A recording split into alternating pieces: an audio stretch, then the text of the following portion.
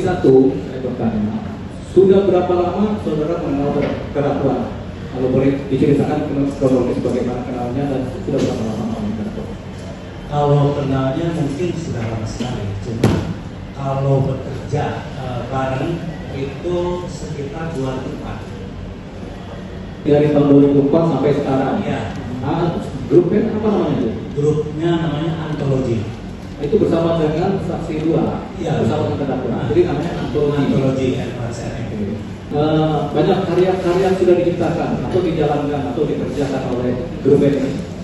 Alhamdulillah selama 3 tahun ini kita banyak membawakan komposisi beliau yang sangat banyak. Ada yang terkenal kan lagu-lagu? Ya, yang paling terkenal mungkin yang sangat viral itu Barcelona, Sakura, banyak.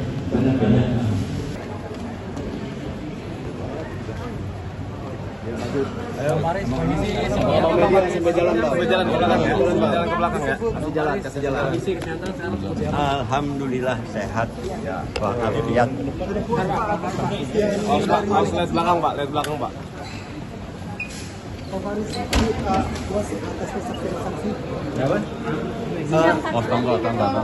Menurut saya ya, menurut saya mungkin saya belum bisa memberikan keterangan yang relevan. Kacamata. Kayaknya relevannya setelah tuntutan deh, ya, baru bisa ada tanggapan gitu. Sekarang baru pemeriksaan kayaknya masih saksi-saksi.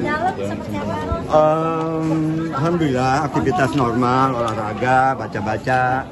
Hati-hati. Ayo hati-hati pelan-pelan. Ibadah. Keluarga hari ini Ada istri saya aneh. soal menjenguk ya Bang? Iya sekalian. Enggak kasih ruang dulu biar abang media jalan dulu, ini nggak kelihatan jalannya bang. Nanti Om Faris ini jatuh nanti. Ya, sebelah sini aja. Iya. Ditemani keluarga gimana Om Faris? Oke, lanjut. Kenapa? Ditemani keluarga. Ya alhamdulillah. Semua saya mengucapkan terima kasih atas support. Baik teman-teman media khususnya. Kursi. Keluarga, teman-teman komunitas, sahabat-sahabat dimanapun berada. Terima kasih, alhamdulillah. Insya Allah masih baik-baik aja. Tapi Om Faris tadi disebutkan bahwa Om Faris suka nasihatin teman-teman gitu ya, baik-baik ya. Alhamdulillah baik-baik. Apa tujuannya Om Faris? Iya menyesal pasti. Lepas dulu. Namanya penyesalan. Kasih ruang. Bakal ngulangin lagi ya Bang Faris? Insya Allah saya berusaha untuk selalu berusaha. Ya, jadi hari ini sidang keempat Faris RM sebagai terdakwa dalam kasus penyalahgunaan narkotika. Pada hari ini juga sudah ada 2 saksi yang meringankan, yaitu teman-temannya Bang Faris RM. Mereka adalah para musisi yang banyak sekali mengetahui mengenai latar belakang seorang Faris RM, baik kepribadiannya, baik karakternya, baik tingkah lakunya, baik keahliannya dalam bermusik, baik kemampuannya mencipta lagu, dan juga mengenai tingkat popularitas beliau. Yang mereka belum paham adalah mengenai keterlibatan beliau dalam penggunaan narkotika selaku pengguna ya. Tapi mereka, para saksi, pernah menjenguk seorang Faris RM di tempat rehabilitasi di Lido. Jadi di sana saling ngobrol lah. Memang Bang Faris ini memang kecanduan, gitu. Kecanduan atau ketergantungan. Kalau kecanduan itu biasanya ganja, candu kan. Kalau ketergantungan itu biasanya sabu-sabu, tergantung gitu kan. Ada lagi tergantung yang lain kita nggak tahu ya. Tapi yang jelas tadi begitu memang meringankan saksi-saksi tersebut ya. Yang kedua, ini kan sudah mulai ada di persidangan fakta-fakta bahwasanya memang Bang Faris RM ini hanyalah sebagai pengguna. Karena untuk dicari sebagai pengedar nggak ketemu. Bukti-bukti saksi-saksi memang nggak ada begitu. Jadi memang dia adalah pengguna, terbukti dengan adanya tindakan membeli barang ini, narkotika ini kepada pihak lain kan gitu. Jadi dia hanyalah sebagai pengguna.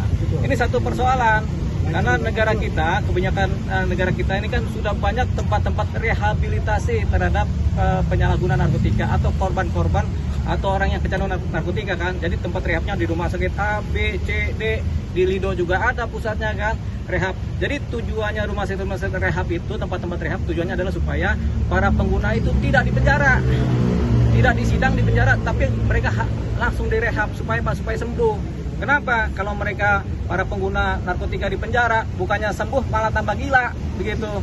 Jadi memang harapannya dibikinlah tempat-tempat rehab ini supaya ada tempat pemulihan dari ketergantungan narkotika, pemulihan dari ketergantungan kecanduan. Jadi itulah fungsinya. Makanya kebijakan negara, siapapun yang menggunakan narkotika sebagai pengguna, itu sekarang dianggap sebagai korban, dan ketika pun tertangkap sebagai pengguna seharusnya langsung direhab, bukan disidang.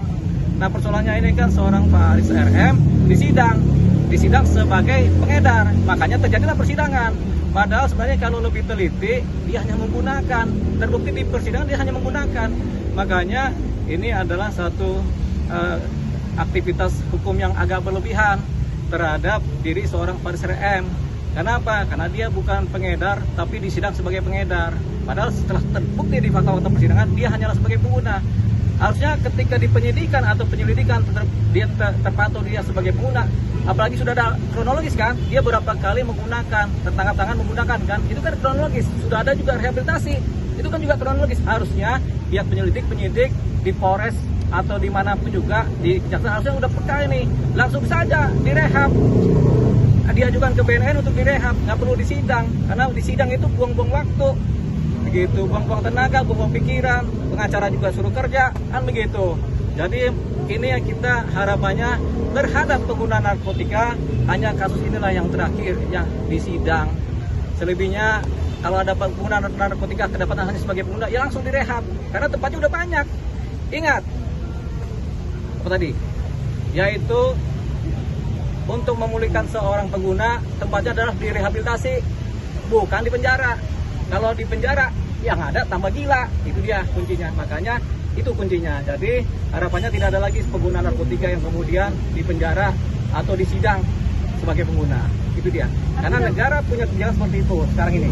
Aku udah mengajukan rehab, Bang. Nah, kita akhirnya akan mengajukan rehab dengan cara melalui pembelaan. Dalam pledoi kita nanti, kita akan mengajukan permohonan rehabilitasi terhadap seorang Faris RM. Kenapa? Karena dia hanya sebagai pengguna rehab. Rehab ini nggak sekali rehab langsung sembuh loh. Masih ada 10-15% tingkat kecanduannya di kepala. Ya, ini juga harus direhab lagi. Mungkin 2-3 kali rehab ini seorang Faris RM karena sudah lama kecanduan kan. Gitu. Kita juga kalau kecanduan juga rehabnya bisa 10 kali kalau kita mah. Ya.